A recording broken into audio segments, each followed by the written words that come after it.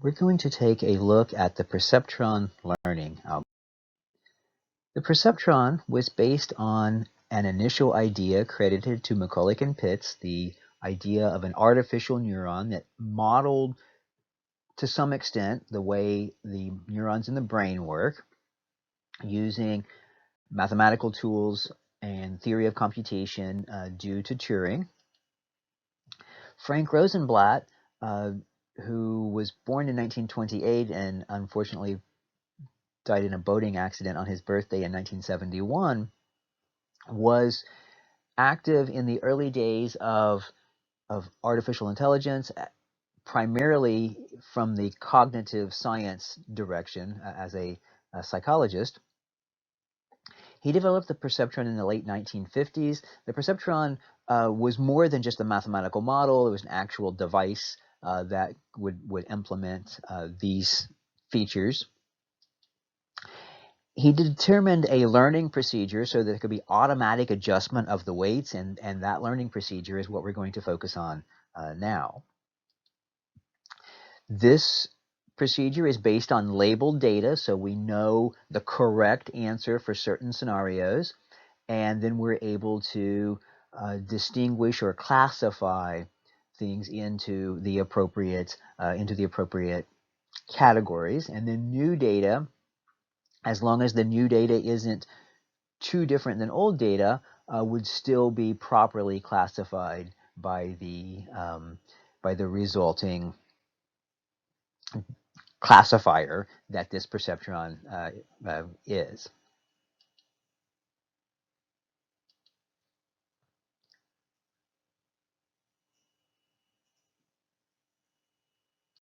So we're going to go through the example of the perceptron for the OR operator, operator from logic, but we're going to then bounce back and forth a little bit between the specific example of the OR perceptron and the general perceptron case, but primarily building the argument for the general based on the specifics with the OR operator. So what is the OR operator? The OR operator in logic has two Boolean inputs and a Boolean output, but in the case of the perceptron, we have the two Boolean inputs plus a bias with the single Boolean output. And so it would look in our diagram something like this, where we have some input values that change depending on what's happening here. There is the weight associated with each of those input values. Two ways to think about the bias, and the way we're going to do this here is think about the bias as just being an additional weight. Maybe think of that as like the W sub 0 weight. And the input for that weight is just a fixed value of 1. It's not an actual value, just fixed there. And then using the Heaviside function, we would have the dot product of this weight vector, which includes the b as the first entry, and the dot product with the x vector, which is the vector of all the inputs, including the 1 for the bias. So if we were doing this as W naught, then the 1 would be the x naught entry. And this function, this activation function in this case, is this step function that says if W dot x is greater than or equal to 0, then the output is a 1. And if W dot x is less than 0, the output is a 0. And so the question for the operator here is, what do we need these weights to be in order to always give the correct output? As another question related to that, then, is what would it mean for the perceptron to learn? And so the way we think about learning in this context is, if we have incorrect output in at least one situation and a change is made and then all of the outputs become correct, maybe after several cycles of changes, then the perceptron has learned the correct answers. And the way it learns these correct answers is by changing the weights. If the weights as they are give incorrect answers, then we need to change those weights to get correct answers. And that changing of weights is the idea of learning in this case. So that bias is W naught. The input of 1 corresponds to the x value in that case. We have that input to the activation function.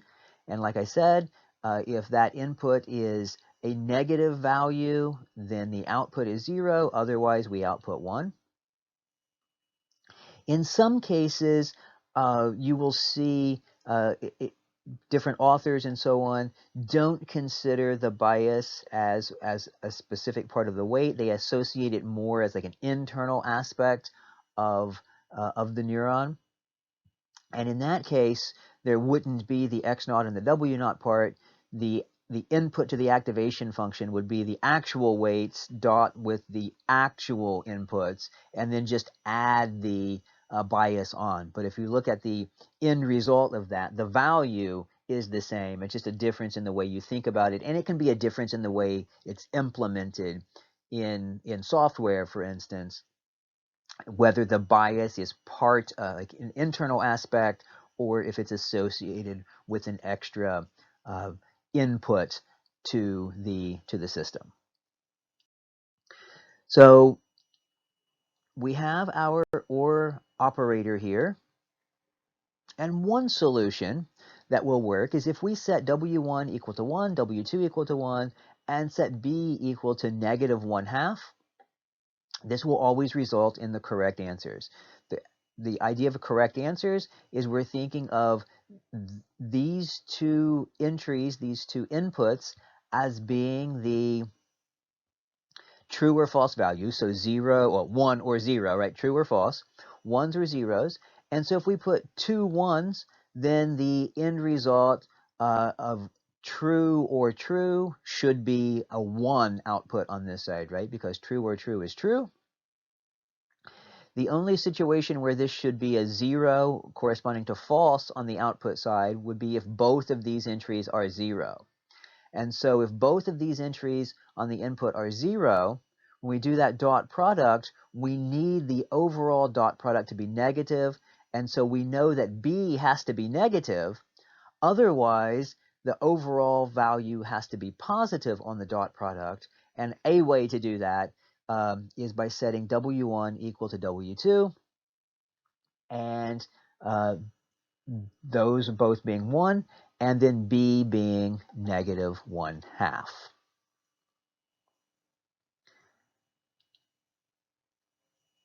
So here are the values that give this, and the question is then, what do these numbers actually mean? So that we can understand what's happening here, rather than just finding some numbers that work and do something. What does this actually mean? So as a graphical interpretation is based on this, is that these weights correspond to coefficients of a linear equation. And so the linear equation that we're looking at is that the dot product W dot X is equal to 0. And so that equation is W1 X1 plus W2 times X2 plus B is equal to 0. This linear equation is a boundary line in 2 dimensions, in this particular case, between the two categories of things that are true and things that are false. The same idea works in higher dimensions, where we can get a plane or a hyperplane in higher dimensions, and instead of calling it a boundary line in that case, we call it a decision boundary. So this decision boundary between the two categories of things, as long as those things can be separated in that way. Sometimes we have data that are not able to be separated with a line. They're intermingled in a way that a line or a plane or a hyperplane won't separate them.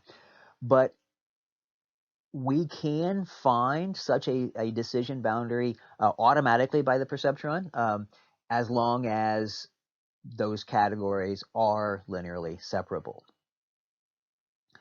If they're not linearly separable, then we can set up a perceptron that will find kind of the best possible answer that will have the smallest number of misclassified things, but we have to be really careful when we set those up.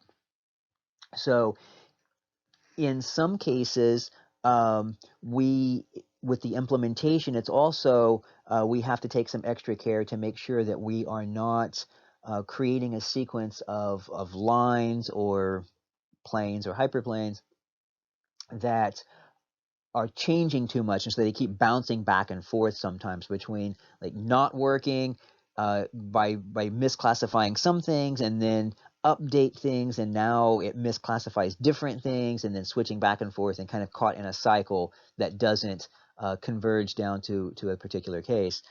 And that's just a matter of the implementation.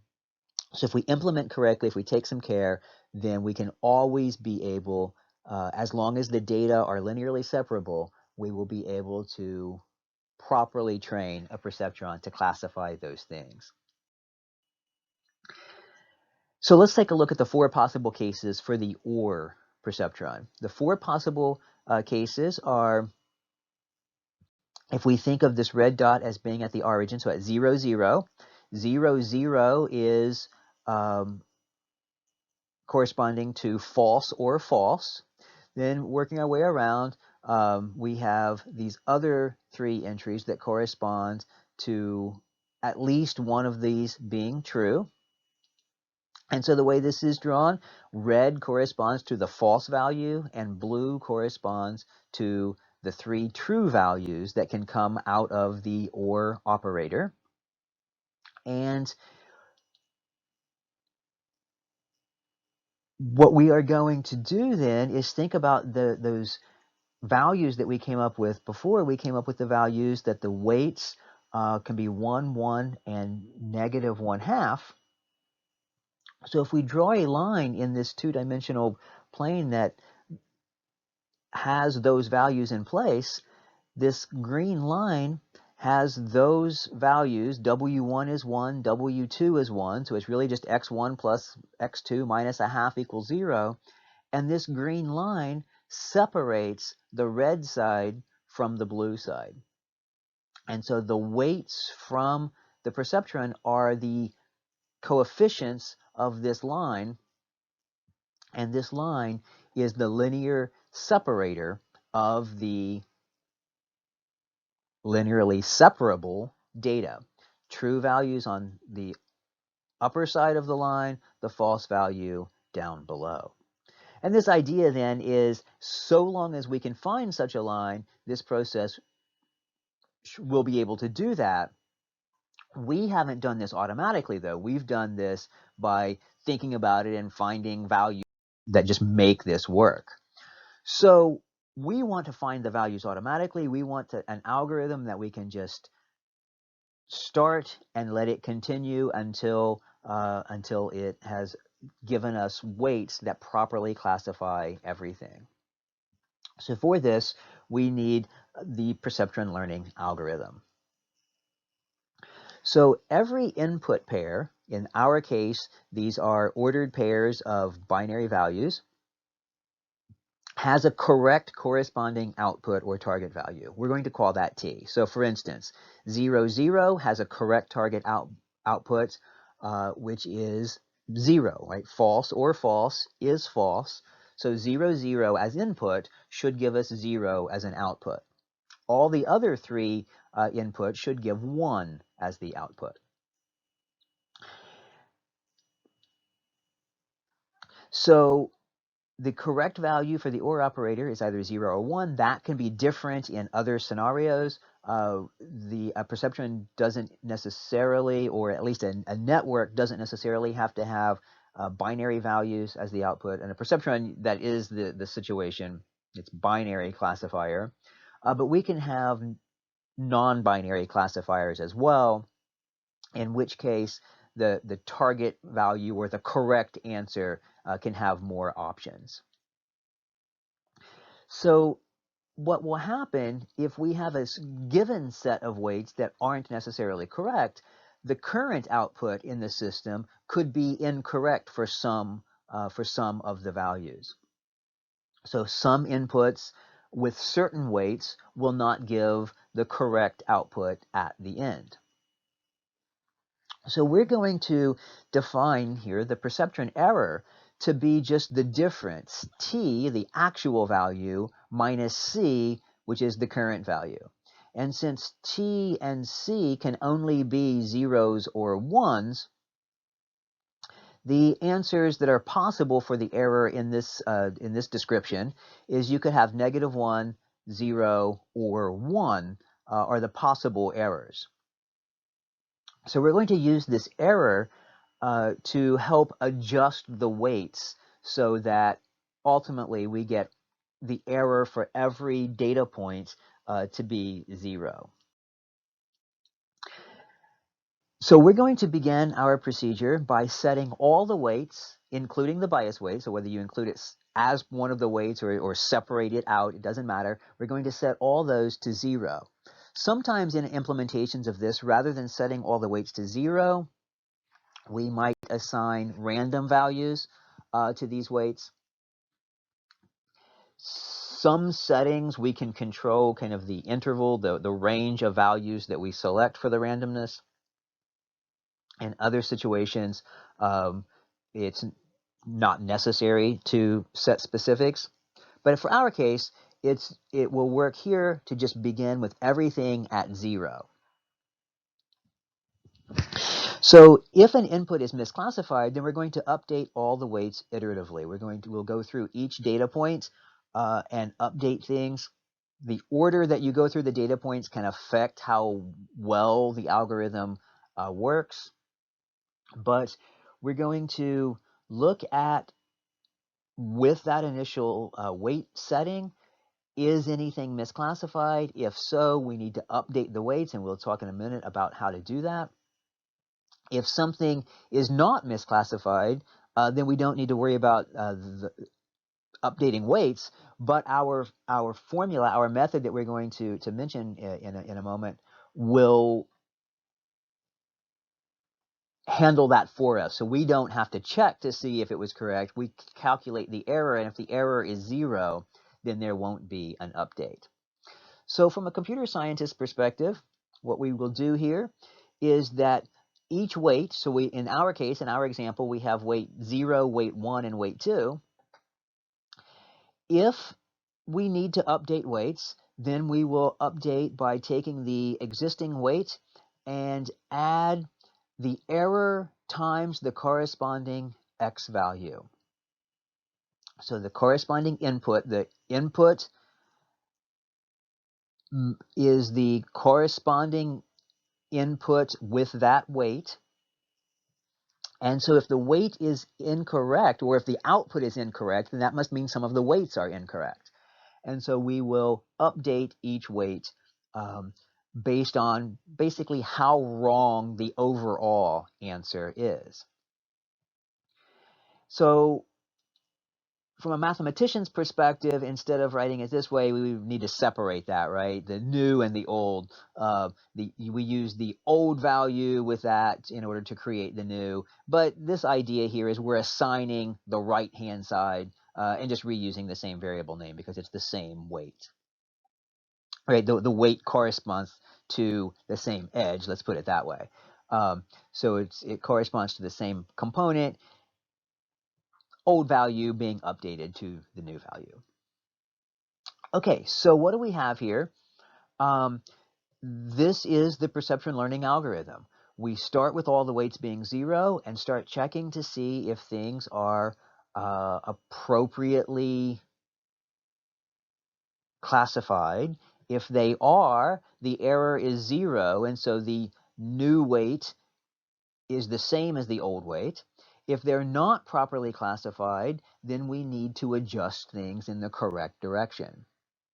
And we can check this, we can look at this to see if something is misclassified, that the sign of this will push things into the appropriate direction. If something needs to be made larger so that it becomes closer to 1, it can only be 0 or 1 as the overall final output, but we might need to push the line a little to the right or push the line a little to the left, depending on where it is.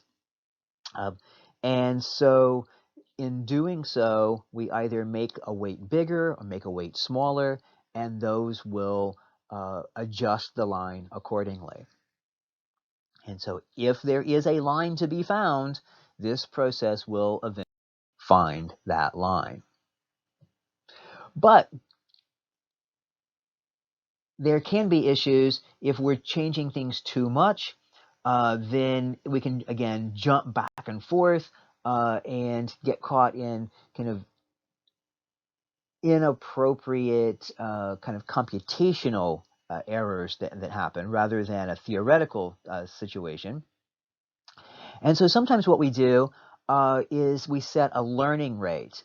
So this doesn't prevent the theoretical, the theoretical convergence issue isn't there. It's this actual implementation.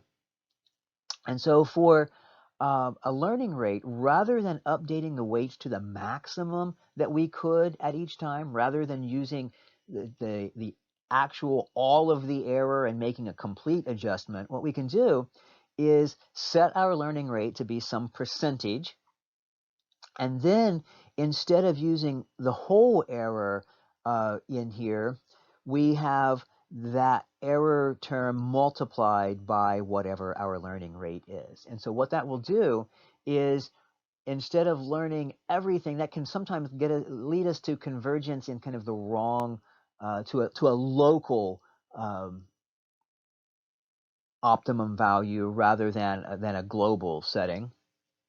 And another aspect then that we can do is to prevent some other issues is if we make this learning rate actually dynamic so that it decreases the further along we are in the learning process. So we make big changes in weights early, but then as we've gone through maybe several cycles, we don't make the changes so extreme. So we don't accidentally jump from um, things that are getting close to the line we want and then make too much of a change and are kind of back a long way away from convergence. So things will converge. They might take a long time, but eventually we can, especially with dynamic learning rates, we can narrow in and focus on the line that we are ultimately looking for. And again, we say the line. There might be more than one line that works. We're trying to find a line. In some situations, we want to find kind of the best line, and the best line might be one that gives the biggest gap between the different categories. And so there's a related topic called a support vector machine that focuses on some other issues, not just finding a line, but in some way quantifying what it means to be the best line and trying to find that in the process. So looking back now at the perceptron for the OR operator, we start off with W1, W2, and B all being 0. In that case, all 4 of the input pairs result in an output value of equal to 1 because all the dot products are 0. And remember that the output is 1 if that dot product was greater than or equal to 0. So we need to fix this. 3 of those are correct. They give us the value of 1. That's true. But 0, 0 is misclassified in this case. So what we're going to do, in that case, the target value, the actual value is 0, but the current value with those weights is 1. So the error is 0 minus 1, which is negative 1 at this point. So now we need to update the weights. And to update the weights, we go through the formula setting with the WI values, but W1, W2, and then the W0 or the bias. So we have W1, which is 0 at this point, but just looking at what happens, the error is -1, and the x1 value is 0, and so W1 is still W1, that's still 0, nothing changed. Even though there's error, the input value was 0, and that prevents any update. Same thing happens for W2, it prevents any update. But when we look at the bias was 0 before, but now when we look at the same calculation, we end up with the new bias is the bias plus the error. And so the new bias is now -1. So there has been a change in the weights. W1 and W2 are both 0. The bias is now -1. So 0, 0 is classified correctly, but now everything else is misclassified. So before 0, 0 was the only one misclassified, but now everything other than 0, 0 is misclassified. And so we need to go through the process again. And as we go through the process each time, then the weights now do start to change, because when we look at the other input values, the x1 and the x2 are no longer zeros. One of them might be 0, but the other one is 1. And then in that third case, they're both 1s. And so we can make adjustments and updates to W1 and W2. And maybe, again, still with the bias as well, because it will update and change if necessary. It may or may not need to change, but we go through the data as many times as necessary in order for the weights to finally adjust so that everything is classified correctly. How do we know when everything is classified correctly? When we go through the entire data set and nothing changes. So if nothing gets updated, then we have reached the end of the process.